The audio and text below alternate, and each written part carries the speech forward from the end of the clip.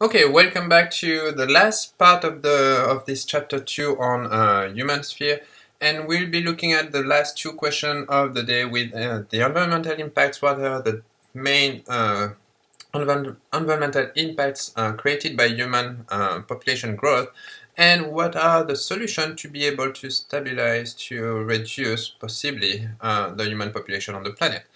So let's look at the first question.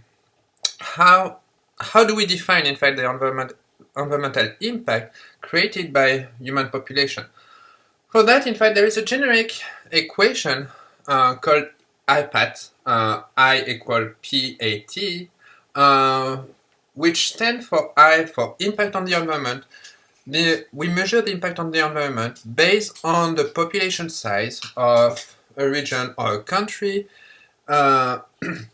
times its affluence, meaning its wealthness, its resource consumption, times the technology. And technology can have two side effects. It may increase the environmental impact, such as, for example, extraction of specific element from the earth to create smartphones that have been more and more consumed nowadays. Or sometimes it also helps to reduce the environmental impact, such as, for example, the production of energy from solar panels. So technology can be used in both, can have a double side impact, either reducing it or increasing it.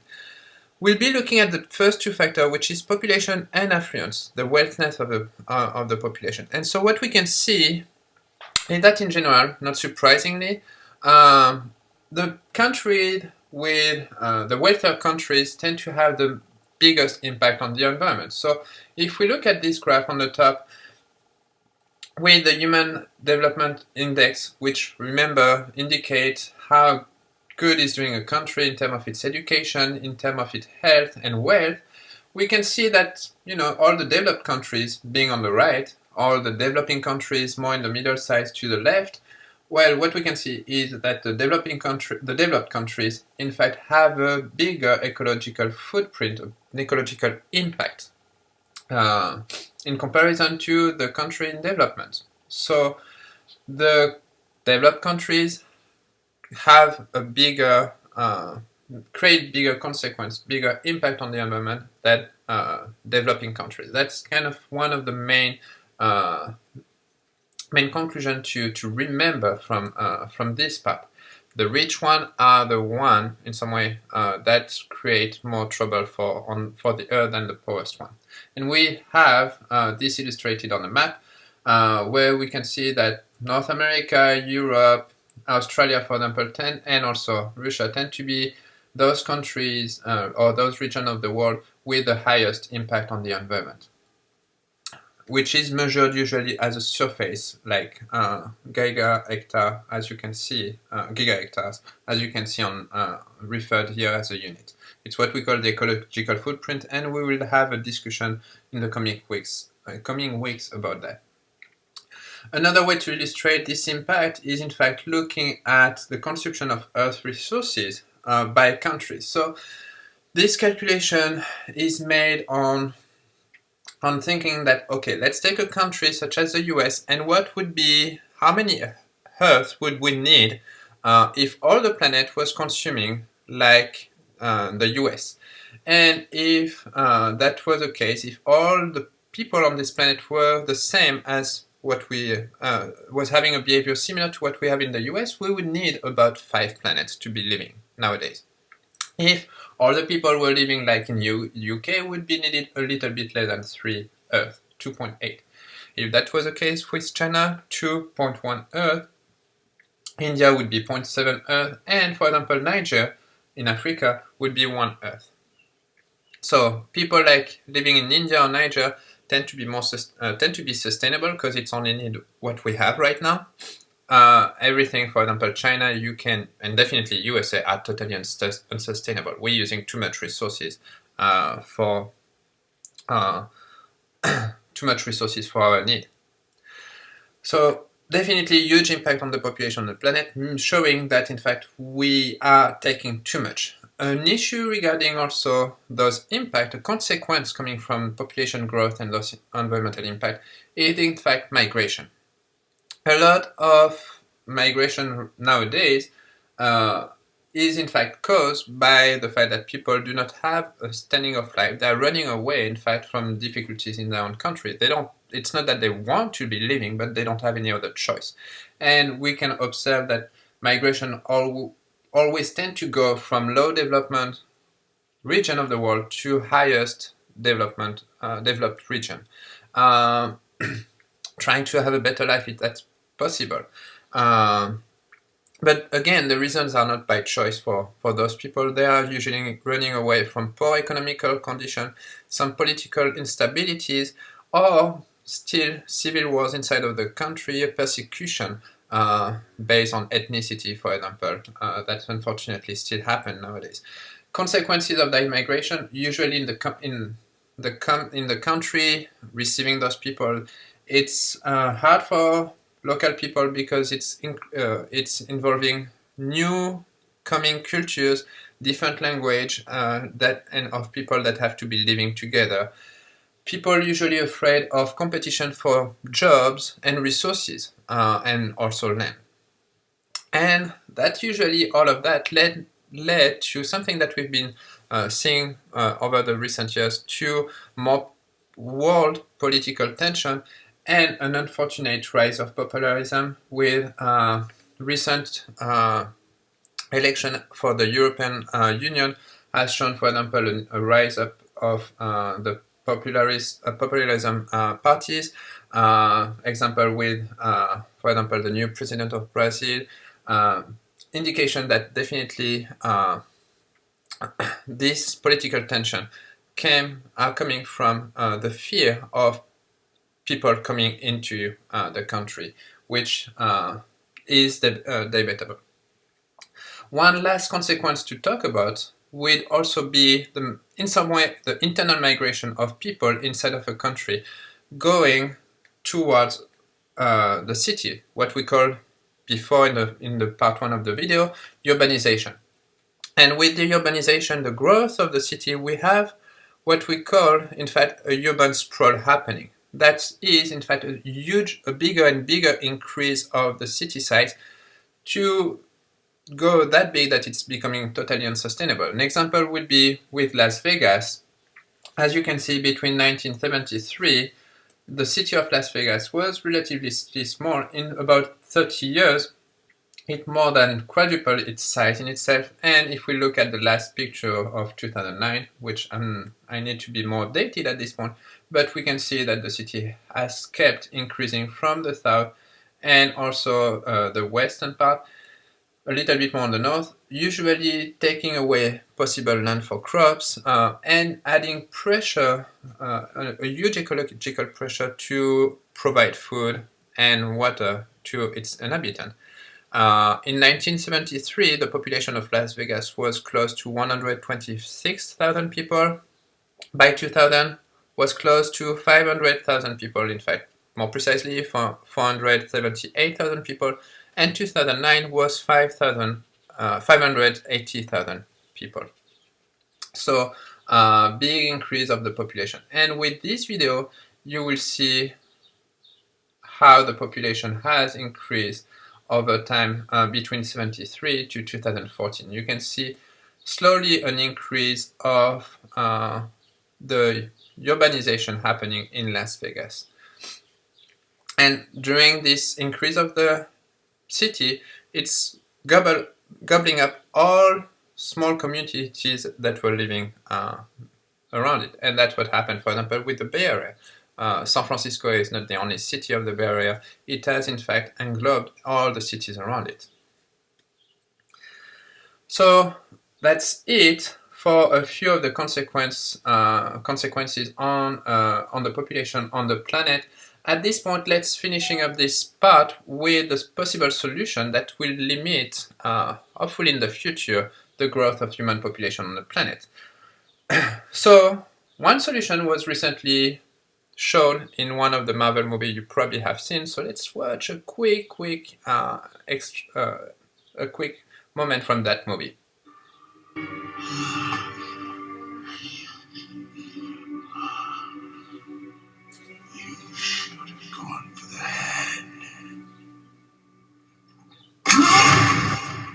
Alright, so, I mean, of course, for those who've seen the movie, this is definitely a radical solution that has some pros and cons about eliminating half of the population of the planet. Not only human, but every living being in the universe, in fact, from the movie in itself. So, of course, we cannot go that far, and I'm totally not for that kind of solution. But fortunately, we have less radical solutions that's still are making their way. The major thing is we saw that the major source of population was in fact the developing countries, where we have a huge amount of birth because of a high risk of mortality of kids under 5 years old. We need to improve the status of those countries because, as we can see with what we call a demographic transition, a country that's going from poor condition to elevated conditions, so to gain in economy and health and wealth, usually will have a population that will stop growing. And so this demographic transition illustrated for Sweden, that has been going through at this point over the last century, show you how this is happening. So if we start by about 200, almost 300 years ago, in fact, the population of Sweden was increasing slightly, and what we could see is we had a high birth rate and a high death rate. What happened at the Industrial Revolution time, we starting improving our medicine, and so the death rate starting to decrease. As a response, about a generation after, the birth rate started to increase. It's about 50 years more or less of a response. It's kind of the time for the people to change their habits, to change their condition of thinking, oh, I don't need to make so many kids because now I don't have the risk of losing one of them. So I can have 2 kids and be sure they will be living fine. And so it's usually taking about a period of 50 years, more or less, between those changes to happen.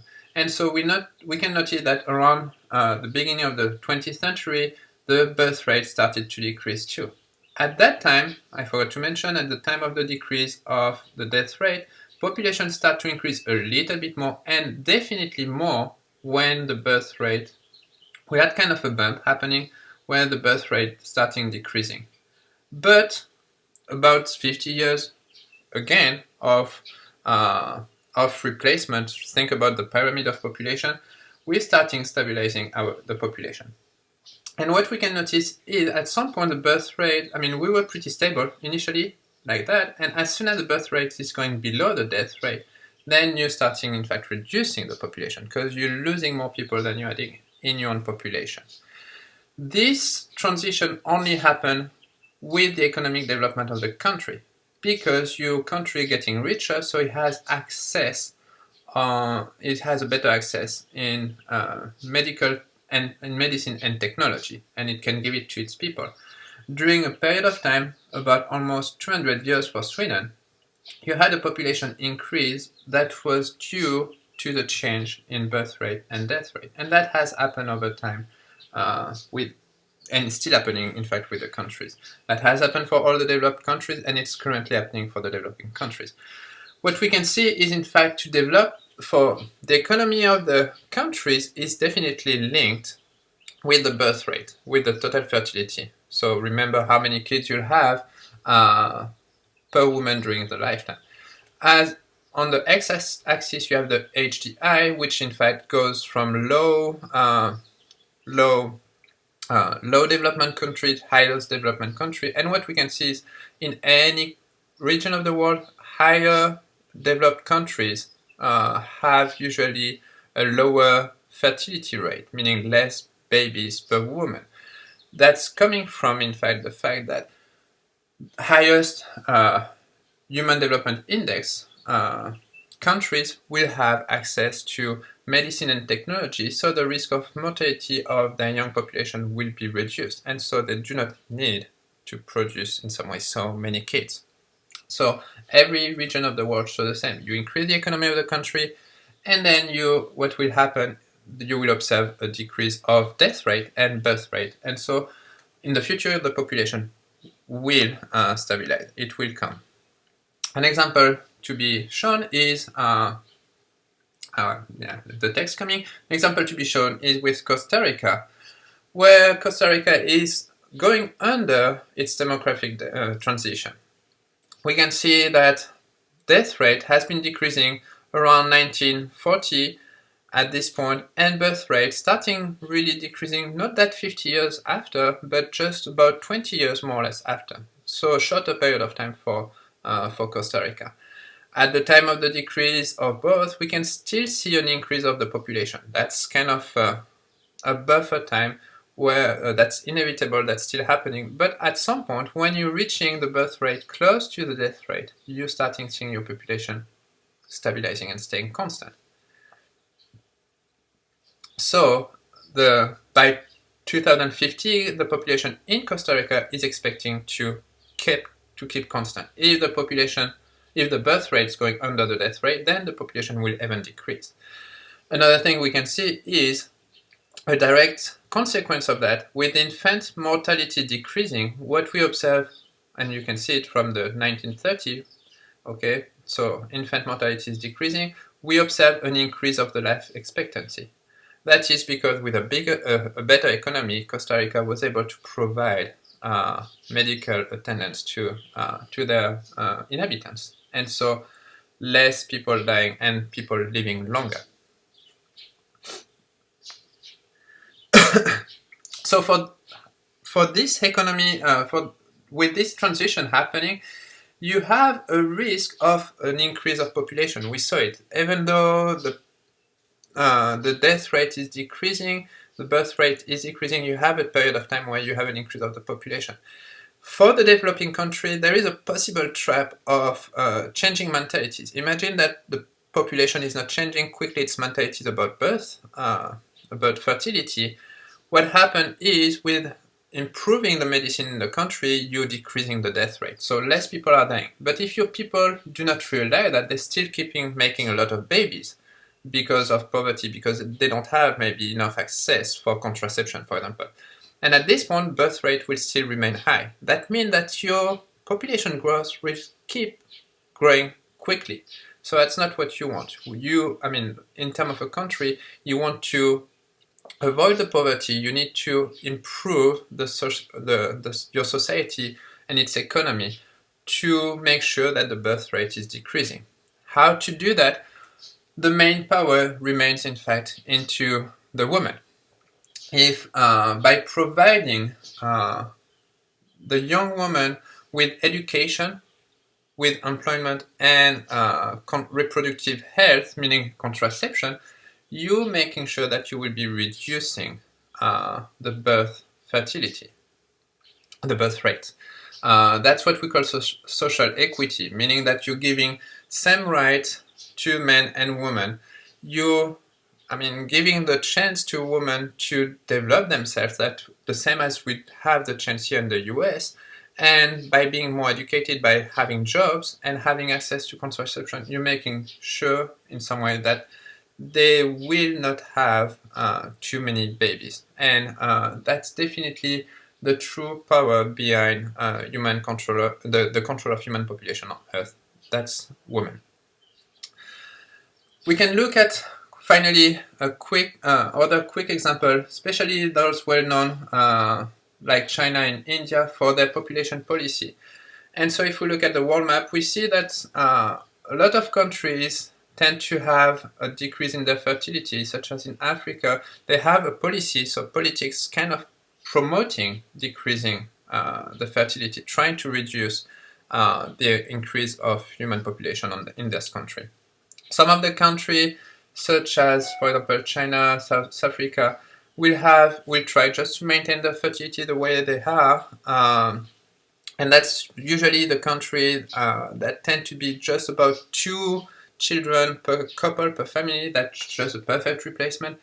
And what we can see is we have already a big portion also, especially Europe Russia, and Australia would try to increase their fertility. Why that?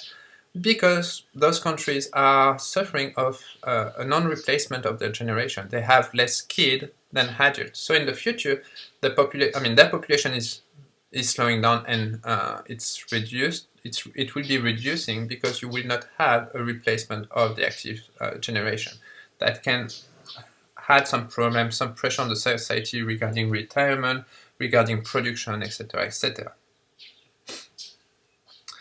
Quickly, again, since we were speaking about China, China has a very strict policy over the past decades of having only one kid per woman, with the possibility to ask an exception to have a second kid if this kid was not a male. So the fertility rate in China has decreased by about 75%. As a comparison, in India, due to policies restriction also on fertility rate, the rate has decreased by 50%. The impact, without speaking about the ethic of this policy, is that China's population is expected to reach a plateau by the year 2025 or 2030. So that means that we'll probably reach 1.5 billion people. India is still on the increase at this point, and will probably reach an equilibrium by the end of this century. But with the stricter policy of China, China has been able to reduce its population, to reduce the increase of the population. And in fact, at some point, it may even reduce, the population of China might be, in fact, going down. We were speaking about contraception. That's definitely, from the data, that's definitely a must in terms of of control of the population growth on the planet. That's what we can see is with an increase of the use of contraception, you have a decrease of the total fertility. That's kind of not a big surprise. In majority, of course, all the wealthiest countries have, all the women or all the couples in the wealthiest countries have access to contraception, which is not, unfortunately, the case for the poorest countries. For example, in Africa, there is still a lot to do, and most of the families do not have access to contraceptive use, and so their fertility tends to be quite higher. But you can see that just by introducing contraceptive use, you easily control the population on the planet. So not a very difficult solution to find in itself. And of course, again, I was saying, usually the poorest countries have less access to this contraception, and that's not a surprise. I mean, to see this illustrated another way with this diagram, where you see that the lower developed countries have more fertility, more births per woman than, for example, the very high developed countries. In fact, what we can notice from this graph, the very high developed countries tend in fact to suffer from a lack of renewal of the generation. Ideally, the renewing of generation is about 2 kids per woman, and most of the high developed countries tend to be below that. So to end up this lecture, just one last slide. That is what we call the twin challenge. The idea to reduce our impact on the environment by, in fact, reducing the human population on the planet is to develop all the countries. By developing the economy of the country, you will improve the health of the people, you will improve their education, you will give them access to contraception. By doing that, the population will at least stabilize in the planet, possibly will at some point go down a little bit, but also by providing, access to education, a good economy, access to health, we should also, we'll have a population that will be demanding on consumption. So the same as here in the US. And we have to educate the people to consume another way, to reduce our consumption, to use more efficient technology, and so we can improve also the extraction of resource, trying to limit the extraction of resource. So we can finally also decrease our ecological footprint, our environmental impact. So these two challenges, developing other countries and kind of changing our behavior, our lifestyle, will goes toward the goal where we should have high countries with a high HDI, Human Development Index, and a low ecological footprint. That's a sustainable society that we're looking for. We know the solution, we just have to apply the change. So we're coming up again with this twin challenge, which in fact refer to the initial sentence I gave you in part 1 of this video at the very first slide, that every environmental issues is linked to overconsumption and overpopulation. We know the solution, we know how to do it, we just have to find the willing to do it, find the approach to do it, so in some way our society, our economy does not suffer from that. That's still the most difficult part is not being directly affected in a negative side, trying to find a way for the people to go toward this goal the easy way. That's it for today regarding human sphere. We will discuss that topic in class and go over some activities before in fact going over some historical important event regarding sustainability during our next class. Okay, so you're all done and now I'll see you in class. Bye.